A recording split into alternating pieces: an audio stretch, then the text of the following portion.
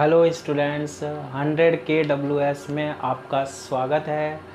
आज से हम स्टार्ट करने वाले हैं बीएससी फाइनल ईयर की फ़िज़िक्स और एक एक कॉन्सेप्ट के बारे में हम डिस्कस करेंगे। जैसे हमने पहले की क्लासेस में भी किया है, सेकेंड ईयर में किया है, फर्स्ट ईयर में किया है। बीएससी फाइनल ईयर में जो हम फिज़िक्स की बुकें पढ़ने वाले हैं ना, वो 3 बुकें हैं। एक तो है हमारे पास क्या, solid state physics, solid state physics यानी कि क्या, ठोस अवस्था भौतिकी। दूसरी जो फिजिक्स बुक हम पढ़ने वाले हैं ना, इसमें वो भी गजब होने वाली है ना। कौन सी? Nuclear physics. न्यूक्लियर फिजिक्स यानी कि क्या, नाभिकीय भौतिकी। और तीसरी जो इसमें बुक है ना हमारे पास, वो कौन सी है हमारे पास? क्वांटम फिजिक्स है। क्वांटम फिजिक्स यानी नाभिकीय भौतिकी। तो हम इन तीनों बुकों के बारे में, एक एक चीज़ के बारे में, एक एक कॉन्सेप्ट के बारे में डिटेल में अच्छी तरह से पढ़ने वाले हैं। तो सबसे पहले जो हम बात कर रहे हैं ना, कौन सी बुक की बात कर रहे हैं हम? न्यूक्लियर फिजिक्स के बारे में पढ़ेंगे हम। किसके बारे में? Nuclear physics. न्यूक्लियर फिजिक्स यानी कि क्या, नाभिकीय भौतिकी। जैसे हमने बीएससी सेकेंड ईयर में भी डिस्कस किया था इनके बारे में, है ना। बीएससी सेकेंड ईयर में क्या होती थी कि जितनी भी फिजिक्स की बुकें होती थी उनमें 4 यूनिट होती थी। भैया इसमें भी हमने 4 यूनिट ही रख रखी है ना। एक तो है हमारे पास यूनिट फर्स्ट, एक है हमारे पास यूनिट सेकेंड, एक है हमारे पास यूनिट थर्ड और एक है हमारे पास यूनिट 4। और ये पूरी की पूरी अगर यूनिट हम पढ़ लेंगे ना, तो हमने क्या पढ़ ली? न्यूक्लियर फिजिक्स के बारे में डिस्कस कर लिया, यानी नाभिकीय भौतिकी के बारे में डिस्कस कर लिया। तो सबसे पहले हम बात करने वाले हैं किसके बारे में? यूनिट फर्स्ट के बारे में। यूनिट फर्स्ट में हम किसके बारे में पढ़ेंगे? नाम से ही पता लग रहा है, न्यूक्लियर यानी कि किसके बारे में? नाभिक के बारे में डिस्कस करेंगे, है ना। न्यूक्लियस यानी नाभिक के बारे में डिस्कस करने वाले हैं। और ये ध्यान रखना, ये कौन सी यूनिट है हमारे पास? यूनिट फर्स्ट है। ठीक है, कौन सी यूनिट है? Unit first. अब देखो भाई साहब, एक एक चीज़ गजब गजब की हम करने वाले हैं। सबसे पहले हम बात करते हैं बेसिक से, और बेसिक में सबसे पहले हमारे पास किसकी बात करते हैं हम? परमाणु की, एटम की बात करते हैं। वो हो भाई साहब, परमाणु या एटम क्या होता है? बचपन से पढ़ते आ रहे हैं परमाणु एटम, है ना। देखो, परमाणु या एटम में होता क्या है हमारे पास? एक तो होता है क्या, नाभिक होता है, यानी क्या, न्यूक्लियस होता है। और जब हम परमाणु या एटम का स्ट्रक्चर पढ़ रहे हैं, तो न्यूक्लियस या नाभिक के चारों ओर कौन रिवॉल्व करता रहता है? कौन घूमता रहता है भैया? एक ही चीज़ है गजब की चीज़, कौन? इलेक्ट्रॉन। कौन रिवॉल्व करते रहते हैं? कौन घूमते रहते हैं? इलेक्ट्रॉन रिवॉल्व करते रहते हैं, इलेक्ट्रॉन घूमते रहते हैं। ये देखो, ये घूम रहे, ये और भी घुमा दो भैया अपने हाथ में, ये तो है ना। ये देखो, ये किसका स्ट्रक्चर है? परमाणु या एटम का। फिर हमने यहाँ पर, हमें किसके बारे में डिस्कस करना है? ओनली न्यूक्लियर फिजिक्स है भाई साहब, न्यूक्लियर फिजिक्स है, नाभिकीय भौतिकी है। तो किसके बारे में डिस्कस करना है? नाभिक के बारे में, न्यूक्लियस के बारे में। तो हम यहाँ पर किसके बारे में डिस्कस स्टार्ट करते हैं भाई साहब? नाभिक के बारे में, यानी कि क्या, न्यूक्लियस के बारे में। अब ये नाभिक होता है, न्यूक्लियस होता है भैया, ये उठा लिया हमने, नाभिक या न्यूक्लियस। परमाणु या एटम के क्या होता है? अंदर होता है। नाभिक जो होता है, न्यूक्लियस होते हैं ना, इसमें 2 तरीके के पार्टिकल या कण होते हैं। पढ़ा है हमने ये भी। कितने तरीके के पार्टिकल या कण होते हैं? 2 तरीके के। एक तो होता है इसमें क्या, प्रोटॉन होता है, और एक क्या होता है? न्यूट्रॉन होता है। कितने तरीके के पार्टिकल या कण होते हैं न्यूक्लियस या नाभिक में? 2 तरीके के। कौन कौन से? एक तो होता है प्रोटॉन और एक होता है कौन सा? न्यूट्रॉन। प्रोटॉन जो होता है ना, प्रोटॉन कैसा चार्ज होता है हमारे पास, प्रोटॉन पर कैसा आवेश या चार्ज होता है, पॉजिटिव होता है। नाभिक में क्या होता है, प्रोटॉन और न्यूट्रॉन होते हैं। प्रोटॉन पर कैसा चार्ज या आवेश होता है, पॉजिटिव होता है। और न्यूट्रॉन पर हमारे पास कैसा चार्ज आवेश होता है भैया, कुछ भी नहीं होता है, न्यूट्रल होता है, उदासीन होता है। क्लियर है ये वाली बात। अब देखो ये कहानी तो किसकी हो गई, न्यूक्लियस की हो गई, यानी कि नाभिक की बात हो गई। इसमें हम कुछ डिस्कस करते हैं। सबसे पहले हम न्यूक्लियॉन्स किसे कहते हैं, न्यूक्लियॉन्स यानी कि क्या, न्यूक्लियॉन ये क्या होते हैं भैया, न्यूक्लियॉन्स क्या होते हैं, न्यूक्लियॉन क्या होते हैं। न्यूक्लियस या न्यूक्लियॉन होते क्या है, ये प्रोटॉन और न्यूट्रॉन ही होते हैं। जो न्यूक्लियस होता है ना, नाभिक होता है ना, उसमें दो ही चीज़ होते हैं, प्रोटॉन और न्यूट्रॉन। इन प्रोटॉन और न्यूट्रॉन को ही हम क्या कहते हैं, न्यूक्लियॉन्स बोलते हैं, न्यूक्लियॉन बोलते हैं इन दोनों को ही। फिर इसके बाद हम बात करते हैं किसकी, द्रव्यमान संख्या की। किसकी, द्रव्यमान संख्या की, यानी कि एटॉमिक नंबर की बात करते हैं, सॉरी किसकी, मास नंबर की बात करते हैं। द्रव्यमान संख्या यानी कि क्या, मास नंबर। ये क्या होता है, मास नंबर या द्रव्यमान संख्या होती है ना, इसे हम किससे रिप्रेजेंट करते हैं, ए से रिप्रेजेंट करते हैं। किससे करेंगे, ए से रिप्रेजेंट करेंगे। और ये क्या होती है हमारे पास, प्रोटॉन प्लस न्यूट्रॉन, यानी number of protons, number of protons यानी क्या, प्रोटॉनों की संख्या, और नंबर ऑफ क्या, न्यूट्रॉन्स यानी क्या, न्यूट्रॉनों की संख्या। प्रोटॉन और न्यूट्रॉनों की संख्या को क्या कहते हैं हम, प्रोटॉन और न्यूट्रॉनों की संख्या का जो टोटल होता है ना, उसे ही क्या कहते हैं हम, मास नंबर कहते हैं, यानी कि क्या, द्रव्यमान संख्या कहते हैं। इसके बाद हमारे पास आता है क्या, प्रोटॉन संख्या क्या होती है, प्रोटॉन कितने होते हैं हमारे पास। तो देखो ध्यान देना कि Z बराबर से क्या होता है, हमेशा P होता है। Z क्या होता है हमारे पास, एटॉमिक नंबर होता है, यानी कि परमाणु क्रमांक होता है।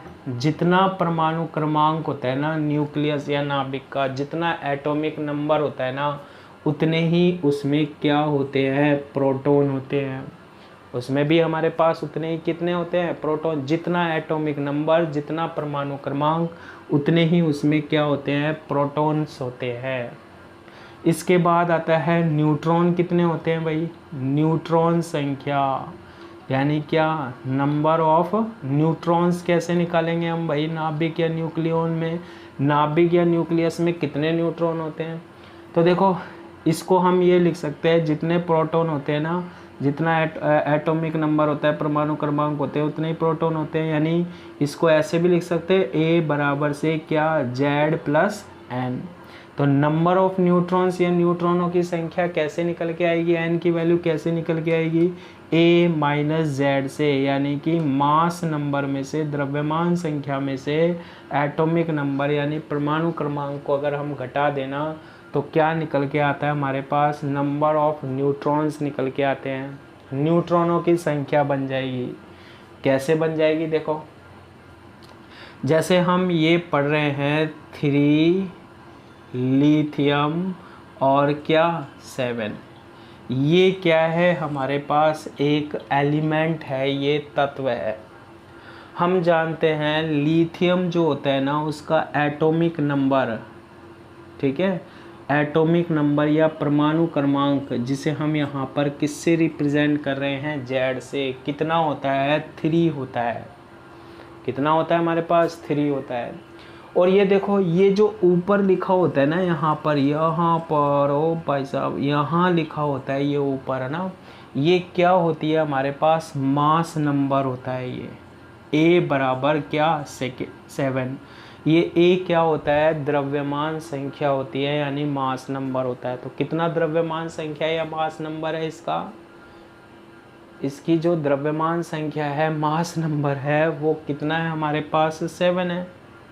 ठीक है, और ये जो मास नंबर है, द्रव्यमान संख्या है, ये किसकी संख्या होती है? प्रोटॉन की संख्या प्लस न्यूट्रॉन, यानी इसमें टोटल न्यूट्रॉन और प्रोटॉन कितने हैं? 7 है। ठीक है, 7 हो गया इसमें, जिनमें से जेड क्या होती है? प्रोटॉन की संख्या। प्रोटॉन तो कितने हो गए? 3 हो गए, और टोटल प्रोटॉन और न्यूट्रॉनों की संख्या कितनी होगी? नंबर ऑफ प्रोटॉन्स और न्यूट्रॉन 7 हो गए। अब आप इसमें n की वैल्यू निकाल सकते हो, तो n कितना होगा? a कितना है हमारे पास? 7 में से क्या घटा दो आप? जेड कितना है हमारे पास? 3। तो ये क्या निकल आएगा हमारे पास? नंबर ऑफ न्यूट्रॉन्स निकल आएंगे, यानी कि किसकी संख्या निकल आएगी? न्यूट्रॉनों की संख्या निकल आएगी। क्लियर है? तो ये हमें पता होना चाहिए कि परमाणु क्रमांक जो होता है ना, एटॉमिक नंबर होता है, उतने ही प्रोटॉन होते हैं, उतने ही हमारे पास न्यूक्लियस या नाभिक में क्या होते हैं? प्रोटॉन होते हैं। Number of protons plus number of neutrons, यानी प्रोटॉनों की संख्या और न्यूट्रॉनों की संख्या का जो एडिशन होता है, योग होता है, वो किसको बताता है हमारे पास? मास नंबर, यानी कि द्रव्यमान संख्या को बताता है। और न्यूट्रॉनों की संख्या कैसे निकालते हैं हम? नंबर ऑफ न्यूट्रॉन्स कैसे निकालते हैं हम?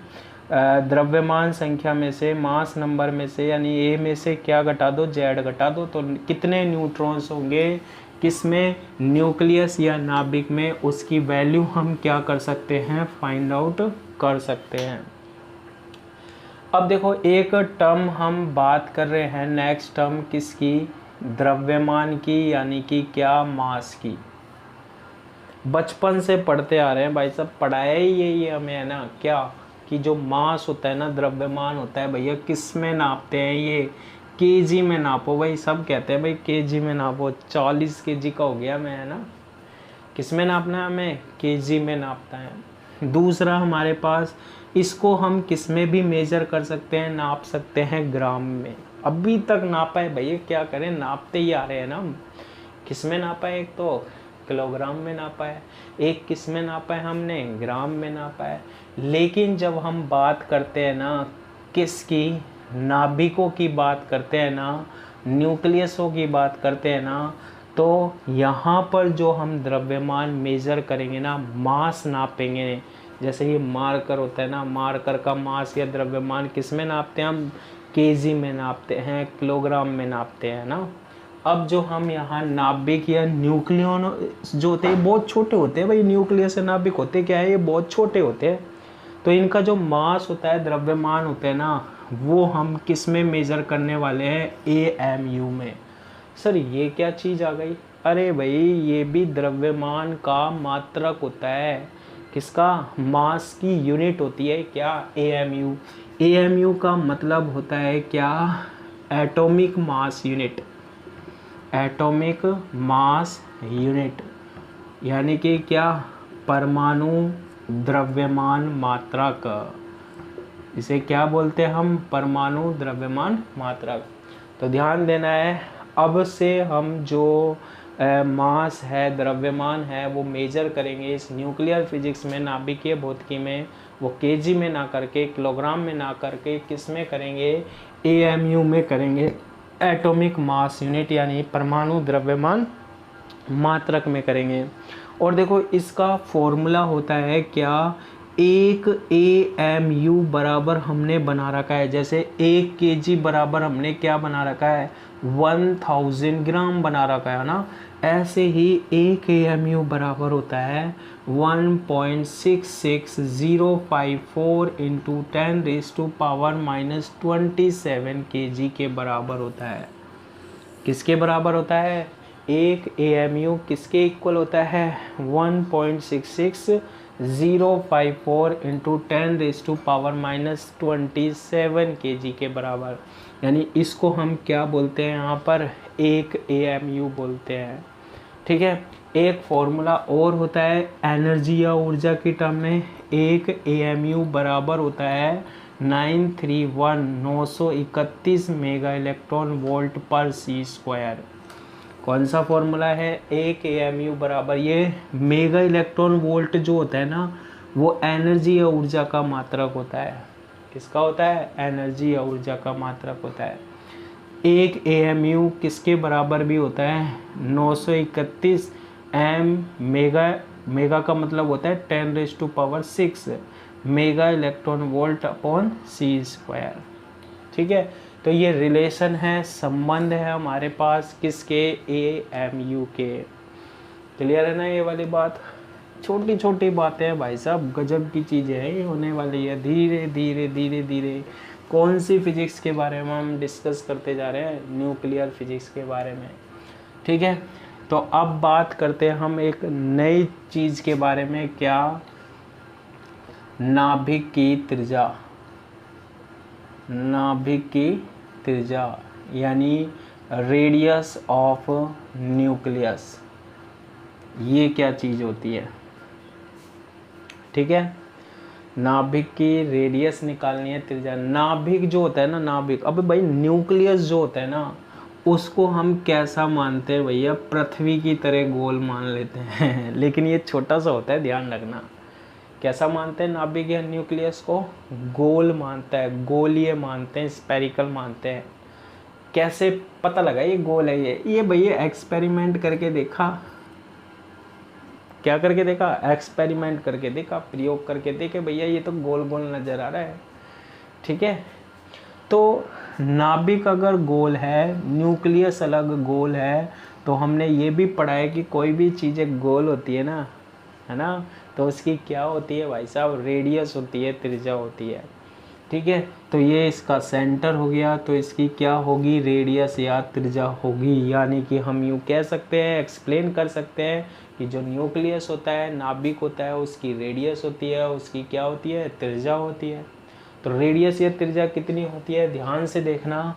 किसी भी न्यूक्लियस या नाभिक का ए होता है, ए का मतलब होता है हमारे पास क्या, मास नंबर यानी द्रव्यमान संख्या। मास नंबर और द्रव्यमान संख्या अभी एक्सप्लेन किया है, क्या होती है, प्रोटॉन की संख्या प्लस न्यूट्रॉन की संख्या, number of protons plus number of neutrons. Total proton neutron कितने हैं वो ये ए बताता है, मास नंबर बताता है, द्रव्यमान संख्या बताती है। बिल्कुल गजब की चीज़ बार बार रिपीट होती है, ये तो जाने वाली है दिमाग में, है ना। तो जो नाभिक की जो रेडियस होती है ना, त्रिज्या होती है, और वो प्रोपोर्शनल होती है किसके, ए की पावर 1/3 के। रेडियस जो होती है, त्रिज्या होती है, किसके प्रोपोर्शनल होती है, ए की पावर 1/3। ये कैसे आया हमारे पास, एक्सपेरिमेंट करके देखे भैया, यानी प्रयोगों से आया ये, कि कोई भी न्यूक्लियस या नाभिक है, उसकी रेडियस या त्रिज्या ए की पावर 1/3 के क्या होती है, प्रोपोर्शनल होती है। इसके बाद प्रोपोर्शनल आ गया। प्रोपोर्शनल, जब भी प्रोपोर्शनल या समानुपाती का चिन्ह हटाते हैं ना, तो हम एक कांस्टेंट लगाते हैं, और वो यहाँ पर क्या लगाया है, R0 और ए की पावर 1/3। R0 जो होता है ना हमारे पास, क्या होता है, कांस्टेंट होता है, नियतांक होता है, जिसकी वैल्यू होती है 1.25 फर्मी मीटर। कितनी होती है, 1.25 फर्मी मीटर, किसकी, R0 की वैल्यू। ये देखो, ये जो एफ आ रहा है ना, गजब की चीज़ बताओ इसके बारे में, फर्मी बोलते हैं। फर्मी का मतलब होता है 10⁻⁻15 बोलते हैं। फर्मी को क्या लिखते हैं, फर्मी का मतलब होता है 10⁻⁻15 मीटर होता है। क्लियर है। तो इस तरीके से हम किसी भी नाभिक की, किसी भी न्यूक्लियस की क्या फाइंड आउट कर सकते हैं, क्या निकाल सकते हैं, रेडियस निकाल सकते हैं, त्रिज्या निकाल सकते हैं। देखो, इस पर ही हम एक क्वेश्चन ले सकते हैं। क्या, देखो, कोई हमारे पास एलिमेंट है, तत्व है, ठीक है, कोई एलिमेंट है, तत्व है, जिसका मास नंबर यानी क्या, द्रव्यमान जो संख्या है ना, वो कितनी है, 216 है। कितनी है, 216 है। तो हमें ये बताना है, तो बताओ, एक्सप्लेन बताना है, नाभिक की त्रिज्या क्या होगी, यानी क्या, रेडियस ऑफ न्यूक्लियस क्या होगी। ठीक है, ये हमें बताना है। यानी हमें किसका क्या दे रखा है, हमें द्रव्यमान संख्या दे रखी है, मास नंबर दे रखा है, कितना होता है हमारे पास 216 है। और बताना है क्या, रेडियस यानी नाभिक की त्रिज्या बतानी है। बहुत ही प्यारा सा क्वेश्चन है। देखो फॉर्मूला एक ही है रेडियस या त्रिज्या निकालने का कि r इक्वल्स टू क्या होता है r नॉट, वो a की पावर 1/3। तो r equals to r naught की वैल्यू कितनी है, ये फिक्स होती है, कितनी होती है 1.25 इंटू 10⁻⁻15 होती है। a की वैल्यू कितनी होती है 216 और 1/3।